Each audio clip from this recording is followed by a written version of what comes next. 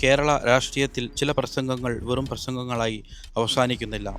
അവ ചർച്ചകൾക്ക് തുടക്കമിടും, സമൂഹത്തെ ചിന്തിപ്പിക്കും, രാഷ്ട്രീയത്തിൻ്റെ പതിവ് ചട്ടക്കൂടുകളെ ചോദ്യം ചെയ്യും. ഇപ്പോൾ കേരളത്തിൽ അത്തരത്തിൽ വലിയ ചർച്ചയ്ക്ക് വഴിവെച്ചിരിക്കുന്നത് നിയമസഭയിൽ എം ആയ രമേശ് പിഷാരടി നടത്തിയ പ്രസംഗങ്ങളാണ്. സിനിമയിൽ നിന്ന് രാഷ്ട്രീയത്തിലേക്ക് കടന്നുവരുന്ന പല മലയാളികളെയും നമ്മൾ കണ്ടിട്ടുണ്ട്. എന്നാൽ രാഷ്ട്രീയ വേദിയിൽ എത്തി സ്വന്തം വ്യക്തിത്വം കൊണ്ട് വേറിട്ട് നിൽക്കുന്നവർ വളരെ കുറവാണ്. തമാശകളിലൂടെ ജനങ്ങളുടെ മനസ്സിൽ ഇടം നേടിയ ഒരാൾ നിയമസഭയിൽ ഗൗരവമേറിയ വിഷയങ്ങൾ അവതരിപ്പിക്കുമ്പോൾ അത് സ്വാഭാവികമായും ആളുകളുടെ ശ്രദ്ധ പിടിച്ചുപറ്റും. പാലക്കാട്ടുകാർ അദ്ദേഹത്തെ നിയമസഭയിലേക്ക് അയച്ചപ്പോൾ അവർ പ്രതീക്ഷിച്ചതിനേക്കാൾ വ്യത്യസ്തമായൊരു ജനപ്രതിനിധിയാണ് ഇന്ന് പലരും കാണുന്നത്. പതിവ് രാഷ്ട്രീയ ആരോപണങ്ങളും മറുപടികളും നിറഞ്ഞ സഭയിൽ ജനപ്രതിനിധികളുടെ ജോലിഭാരം, അവരുടെ പ്രവർത്തന സാഹചര്യങ്ങൾ, അവർക്കാവശ്യമായ പിന്തുണ, സംവിധാനങ്ങൾ എന്നിവയെക്കുറിച്ച് തുറന്ന് സംസാരിക്കാൻ പലരും മടിച്ച വിഷയമാണ് അദ്ദേഹം ഉയർത്തിക്കാട്ടിയത്. ഒരു എയുടെ ഓഫീസിലേക്ക് ഒരു ദിവസം ശരാശരി 40 മുതൽ 50 വരെ നിവേദനങ്ങൾ എത്തുന്നുണ്ടെന്നാണ് കണക്കുകൾ സൂചിപ്പിക്കുന്നത്. നേരിട്ട് എത്തി ആവശ്യങ്ങൾ പറയുന്നവരും ഫോൺ വിളികളും വാട്സപ്പ് സന്ദേശങ്ങളും ഇമെയിലുകളും പൊതുപരിപാടികളിൽ നേരിൽ കാണുമ്പോൾ ആവശ്യങ്ങൾ അറിയിക്കുന്നവരും ഇതിൽ ഉൾപ്പെടുന്നില്ല. വെറും ഔദ്യോഗിക നിവേദനങ്ങൾ മാത്രം കണക്കാക്കിയാലും 100 ദിവസം കൊണ്ട് അത് ആയിരക്കണക്കിന് അപേക്ഷകളായി മാറുന്നു. ഈ നിവേദനങ്ങൾ സ്വീകരിക്കുകയോ വായിക്കുക, ബന്ധപ്പെട്ട വകുപ്പുകളിലേക്ക് അയക്കുക, തുടർ നടപടികൾ ഉറപ്പാക്കുക, ജനങ്ങളുമായി വീണ്ടും ബന്ധപ്പെടുക, ഇതെല്ലാം ഒരു വലിയ ഭരണപരമായ ജോലിയാണ്. എന്നാൽ പല ഓഫീസുകളും ഇതിനായി വളരെ പരിമിതമായ സ്റ്റാഫ് മാത്രമാണ് ഉള്ളത്. ഇവിടെ ഉയരുന്ന ചോദ്യം വളരെ ലളിതമാണ്. ജനങ്ങളുടെ ആവശ്യങ്ങൾ വേഗത്തിലും കാര്യക്ഷമമായും പരിഗണിക്കണമെങ്കിൽ അതിനാവശ്യമായ മനുഷ്യ ശക്തിയും സംവിധാനങ്ങളും ജനപ്രതിനിധികൾക്ക് നൽകേണ്ടതില്ലേ? ഇന്നത്തെ സമൂഹത്തിൽ ജനപ്രതിനിധികളെ വിമർശിക്കുന്നത് വളരെ എളുപ്പമാണ്. എന്നാൽ അവരുടെ ജോലി വ്യാപ്തി എത്രത്തോളം വലുതാണെന്ന് പലപ്പോഴും പൊതുജനങ്ങൾക്ക് മുന്നിലെത്താറില്ല. ഒരു എയുടെ ജോലി നിയമസഭാ സമ്മേളനങ്ങളിൽ പങ്കെടുക്കുന്നതിൽ മാത്രം ഒതുങ്ങുന്നില്ല.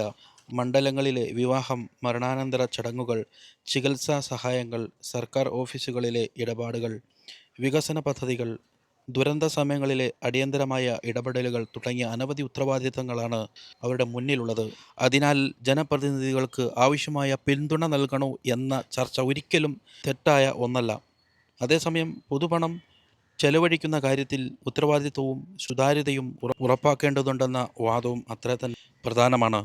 ഒരു വശത്ത് മാർക്ക് ആവശ്യമായ സ്റ്റാഫുകളും സൗകര്യങ്ങളും ഉറപ്പാക്കണം എന്ന അഭിപ്രായം ഉയരുമ്പോൾ, മറുവശത്ത് സർക്കാർ സംവിധാനങ്ങളിലെ അനാവശ്യമായ ചെലവുകളും പുനഃപരിശോധിക്കണമെന്ന ആവശ്യവും ഉയരുന്നുണ്ട്.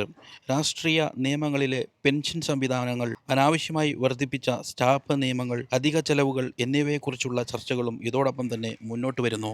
അതുകൊണ്ട് തന്നെ ചോദ്യം ശമ്പളം കൂട്ടണോ എന്നതല്ല, യഥാർത്ഥത്തിൽ ആവശ്യമായിടത്ത് കൂടുതൽ പിന്തുണ നൽകുകയും അനാവശ്യമായ ചെലവുകൾ കുറയ്ക്കുകയും ചെയ്യുന്ന ഒരു സമതുലിത സമീപനം സ്വീകരിക്കാനാകുമോ എന്നതാണ്. ഇവിടെയാണ് രമേശ് പിഷാരടിയുടെ പ്രസംഗം ശ്രദ്ധേയമാകുന്നത്. കാരണം അദ്ദേഹം ഒരു രാഷ്ട്രീയ നേതാവിൻ്റെ ഭാഷയിൽ മാത്രമല്ല, ഒരു സാധാരണ മനുഷ്യൻ ചോദിക്കുന്ന ചോദ്യങ്ങളുടെ ഭാഷയിലാണ് വിഷയം അവതരിപ്പിച്ചത്.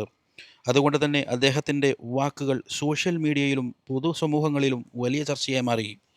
ഇന്നത്തെ രാഷ്ട്രീയ സാഹചര്യത്തിൽ ജനങ്ങൾ വെറും വാഗ്ദാനങ്ങൾ കേൾക്കാൻ ആഗ്രഹിക്കുന്നില്ല. അവർക്ക് വേണ്ടത് അവരുടെ ജീവിതത്തെ ബാധിക്കുന്ന പ്രശ്നങ്ങൾക്ക് വ്യക്തമായ മറുപടികളാണ്. വികാരവും യാഥാർത്ഥ്യവും ഒരുമിച്ച് ചേർന്ന സന്ദേശങ്ങളാണ് ജനങ്ങളുടെ മനസ്സിൽ കൂടുതൽ ഇടം നേടുന്നത്. സോഷ്യൽ മീഡിയയിലൂടെ ഈ കാലഘട്ടത്തിൽ ഒരു പ്രസംഗം ഇനി ഒരു വേദിയിൽ ഒതുങ്ങുന്നില്ല. ഏതാനും മിനിറ്റുകൾക്കുള്ളിൽ അത് ലക്ഷക്കണക്കിന് ആളുകളിലേക്ക് എത്തുന്നു. ഒരു ശക്തമായ വാചകം, ഒരു കൃത്യമായ വിമർശനം, ഒരു യാഥാർത്ഥ്യബോധമുള്ള ചോദ്യമോ നിർദ്ദേശമോ, ഇവയെല്ലാം സമൂഹത്തിൽ വലിയ സ്വാധീനം സൃഷ്ടിക്കാൻ കഴിയും. എന്നാൽ രാഷ്ട്രീയ പ്രസംഗങ്ങളുടെ ലോകത്ത് പ്രശംസയ്ക്കൊപ്പം വിമർശനങ്ങളും സ്വാഭാവികമാണ്. ചിലർ ഇത്തരം പ്രസംഗങ്ങളെ ജനപക്ഷ നിലപാടുകളുടെ പ്രതിഫലനമായി കാണുമ്പോൾ മറ്റു ചിലർ അതിനെ രാഷ്ട്രീയ തന്ത്രങ്ങളുടെ ഭാഗമായും വിലയിരുത്തും. പക്ഷേ ഒരു കാര്യം വ്യക്തമാണ്, അദ്ദേഹം നടത്തിയ പ്രസംഗങ്ങൾ ആളുകളെ സംസാരിപ്പിക്കുന്നു. അനുകൂലിക്കുന്നവരെയും എതിർക്കുന്നവരെയും ഒരുപോലെ പ്രതികരിക്കാൻ പ്രേരിപ്പിക്കുന്ന ഒരു ജനാധിപത്യ സമൂഹത്തിൽ അതുതന്നെയാണ് ആരോഗ്യപരമായ രാഷ്ട്രീയ സംവാദത്തിൻ്റെ അടയാളം. ഒരു രാഷ്ട്രീയ നേതാവിൻ്റെ ശക്തി അദ്ദേഹം നേടിയ വോട്ടുകളിൽ മാത്രം അളക്കാനാകില്ല. സമൂഹത്തിൽ അദ്ദേഹം സൃഷ്ടിക്കുന്ന ചർച്ചകളിലും സ്വാധീനങ്ങളിലുമാണ് യഥാർത്ഥ ശക്തി പ്രകടമാകുന്നത്. കേരളത്തിൻ്റെ രാഷ്ട്രീയ ചരിത്രം പരിശോധിച്ചാൽ മികച്ച വാഗ്മികൾ ജനഹൃദയങ്ങളിൽ പ്രത്യേക സ്ഥാനമാണ് നേടിയെടുത്തിട്ടുള്ളത്. ചില പ്രസംഗങ്ങൾ തെരഞ്ഞെടുപ്പ് ഫലങ്ങൾ പോലും മാറ്റിമറിച്ചിട്ടുണ്ട്. ചില വാക്കുകൾ പതിറ്റാണ്ടുകൾ കഴിഞ്ഞിട്ടും ആളുകൾ ഓർക്കാറുണ്ട്. എന്നാൽ ഒരു പ്രസംഗം മാത്രം മതിയോ? ജനങ്ങളുടെ പ്രതീക്ഷകൾ നിറവേറ്റുന്ന പ്രവർത്തനങ്ങളാണ് അവസാനമായി വിലയിരുത്തപ്പെടുക.